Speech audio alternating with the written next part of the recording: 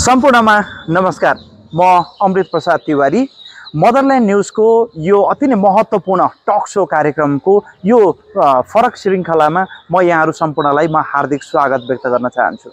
आज हामी एउटा शैक्षिक क्षेत्रमा विशिष्ट योगदान दिनुभएका र एउटा समाजलाई रूपान्तरण गर्छु भन्ने उद्देश्यले लामो अमेरिकाको बसाइलाई पनि त्याग गर्दै म नेपालमा स्वदेशमा नै केही गर्नुपर्छ भन्ने एउटा हुटहुटी को साथमा एउटा शैक्षिक क्षेत्रको माध्यमबाट म यो राष्ट्रलाई रूपान्तरण गर्नमा म योगदान दिन्छु भन्ने यो अति नै महत्त्वपूर्ण एउटा भावनासहित एउटा शैक्षिक क्षेत्रमा होमिनु भएका एक यस्ता सफल व्यक्तित्वलाई आजको यो एपिसोडमा हामी स्वागत गर्न गइरहेका छौँ।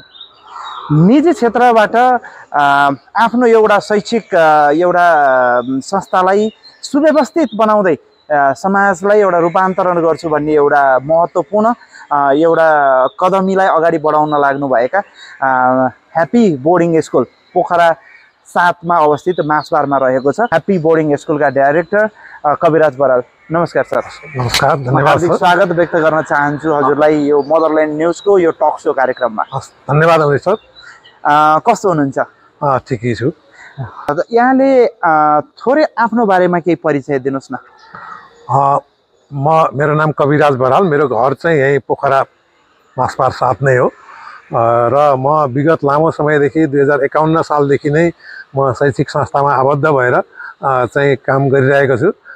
यसभन्दा पहिला पनि कुनै स्कुलको संस्थापक भाइस प्रिन्सिपल पनि थिएँ र चाहिँ त्यसपछि यो मेरो डिबी चिट्टा परेको कारणले गर्दा म फेरि केही समय करिब 10 वर्ष जति चाहिँ अमेरिका गएर बसेर त्यहाँ पनि केही अनुभव गर्ने मौका पाएँ र त्यसपछि त्यो त्यहाँको त 10 वर्षको बसाइले र मलाई यहाँ एउटा शैक्षिक संस्था चलाएको हिसाबमा यहाँ नेपालमा पनि यो केही गर्न सकिन्छ, यो इन्टरनेसनल लेभलको हामीले बनाउन सकिन्छ भन्ने कुरा लागेर म पुनः फेरि फर्केर आएर फेरि नेपालमा अर्को नयाँ शैक्षिक संस्था एउटा इन्टरनेसनल स्ट्यान्डर्डको बनाउने उद्देश्य लिएर चाहिँ त्यो यहाँ नेपालमा पनि राम्रो खालको यस्तो इन्टरनेसनल लेभलको एजुकेसन हुन्छ भन्ने चाहिँ दिन सकिन्छ भन्ने आँट गरेर यहाँ आएर यो शैक्षिक संस्थाको स्थापना गरेको।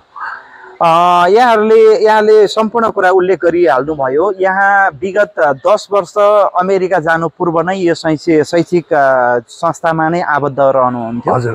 त्यस पश्चात यहाँ अमेरिका पनि 10 वर्ष जस्तै समय त्यहाँ रहनुभयो र त्यस पश्चात यहाँले फेरि पुनः म नेपालमा नै फर्किएर म यही शैक्षिक संस्थालाई नै अगाडि बढाउँछु भन्ने यो हिसाबबाट हजुर चाहिँ भनेको अगाडि बढ्नुभयो।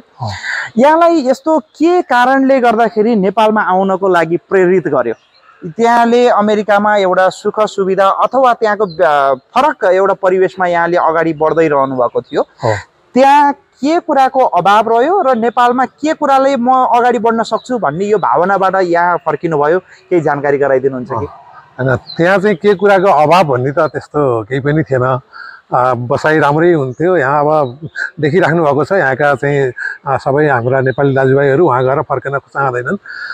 तर मलाई चाहिँ के लागेको भन्दा यो राष्ट्रको लागि पनि केही गर्नुपर्छ आफूले भन्ने सोचेर अब वहाँ गरिरहेको वहाँ गएर त राष्ट्रमा त केही पनि हुँदैन, वहीँ हराइन्छ हैन। त्यसपछि त्योभन्दा बरु आफ्नै देशमा आएर केही गरेर राष्ट्रलाई योगदान गर्नुपर्छ भन्ने सोचेर अनि स्कुलकै बारेमा आफूको अनुभव भयो नि त पहिला, त्यो अनुभवको कारणले त्यसलाई पनि अझै राम्रो बनाउन सकिन्छ। यो इन्टरनेसनल लेभलको एजुकेसनहरू फेसिलिटीहरू पनि त्यही अनुसारको हामीले गर्न सकिन्छ भनेर अनि यहाँ आएर अनि स्कुलै खोल्छु भन्ने सोचेर फर्केर आएको। हजुरले मलाई थोरै प्रकाश पार्दिन सक्नुहुन्छ यहाँको करियरमा सबभन्दा पहिला यहाँहरूले यो शैक्षिक संस्थालाई नै किन रोज्नुभयो? यहाँको करियरको रूपमा शैक्षिक संस्थालाई किन रोज्नुभयो? थोरै प्रकाश पार्दिनुहुन्छ? यो सुरुमा चाहिँ पहिला अमेरिका नजाँदै रोज्नको उद्देश्य सोध्नुभयो कि अहिलेको? मैले अमेरिका जानु पूर्वको त्यो पूर्वकोमा त हामी कलेजमा मास्टर डिग्री अध्ययन गर्दै गर्दा हामी साथीभाइ चाहिँ गर्दा पनि अब केही गर्नुपर्ने, अब जब गर्ने अथवा चाहिँ आफै केही गर्ने भन्दा अनि यहाँ नजिकै चाहिँ यो शैक्षिक संस्थाको नजिकै एकजना प्रिन्सिपलसँग पनि कोअर्डिनेसन भइरहेको उसमा उहाँले पनि प्रेरणा के गर्नु भने तपाईहरु जतिको मान्छेले यहाँ स्कुल चलाउनुपर्छ, देशको लागि केही गर्नुपर्छ। स्कुल चलाउनु भनेको एउटा देशलाई एउटा टेवा गर्ने एउटा सहयोग गर्ने पनि एउटा चाहिँ हो, यतिको मान्छेले चाहिँ गर्नुपर्छ भन्ने खालको उहाँले प्रेरणा दिएपछि हुन्छ भनेर अनि त्यसपछि स्कुल सुरु गर्न लाग्यो। हजुरले जस्तो यो शैक्षिक संस्थालाई अगाडि बढाउने सन्दर्भमा जस्तो यहाँले यो स्कुलको माध्यमबाट अथवा यहाँले एउटा नयाँ अमेरिकाबाट फर्किसकेपछि पनि यसलाई जस्तो शैक्षिक संस्थालाई नै अगाडि बढाउँछु भन्ने सन्दर्भमा अगाडि बढ्नुभयो, यो भावनाले हजुर फिर्ता पनि हुनुभयो। जस्तो अमेरिकामा रहँदा यहाँले त्यहाँको शैक्षिक संस्थाहरू कसरी अगाडि बढ्दा रहेछन् त्यसको बारेमा र यहाँको बारेमा के अन्तर पाउनुभयो त्यसको बढी? होइन, यहाँ भनेको जसरी हुन्छ बच्चालाई घोटाउने रटाउने र पास गराउने, रिजल्ट राम्रो देखाउने, अरूलाई प्रभाव पार्ने र चाहिँ उयो के भने अलिकति पैसा पनि कमाउने उद्देश्य राखेर, धेरै पैसा कमाउने उद्देश्य राखेर गरिने देखियो। तर उहाँ चाहिँ त्यस्तो हुँदैन। उहाँ चाहिँ के अरे सकेसम्म बच्चाहरू खेलेर मात्रै पढुन्, अब उसको चाहिँ मार्क्स मात्रै धेरै ल्याएर हुन्न, उसले नलेज पनि गेन गर्नु पर्यो भन्ने खालको कन्सेप्टले उहाँबाट पढाइन्छ भने यहाँ चाहिँ रिजल्ट ओरिएन्टेड भएर मात्रै गरिने थियो। म यसमा बिचमा रोक्छु।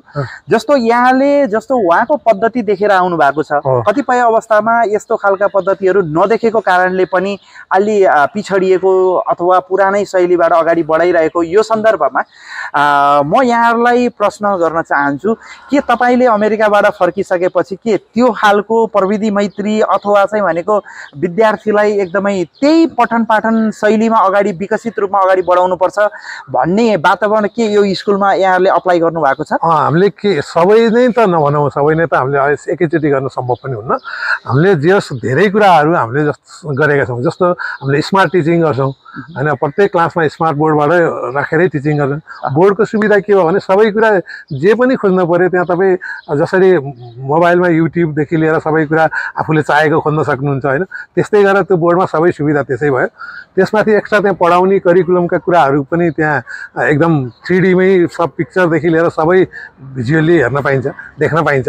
ती कुराहरू कहीँ ल्याबमा जानु नि परेन, सोझै त्यही क्लासरुममै सबै कुरा सुविधा उपलब्ध हुन्छ। ती कुरा भयो।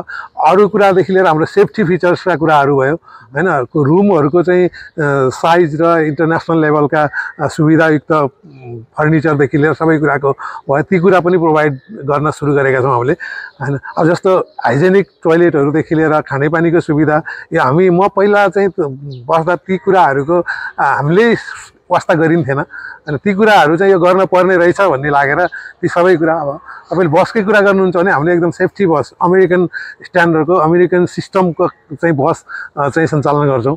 त्यो चाहिँ नेपालमा कसैले पनि गर्नु भएको छैन। त्यो थोरै जान्न सक्छु, यहाँले थोरै प्रकार केही जानकारी गराउनुहुन्छ हजुरले। अमेरिकन प्रविधिमा आधारित चाहिँ भनेको हामीले बसको सेवालाई हामीले अगाडि बढाइरहेका छौं भन्नुभयो, यसको बारेमा थोरै जानकारी गराउनुहुन्छ। त्यो भित्र के कस्ता खालका चाहिँ सुविधा सम्पन्न चीजहरु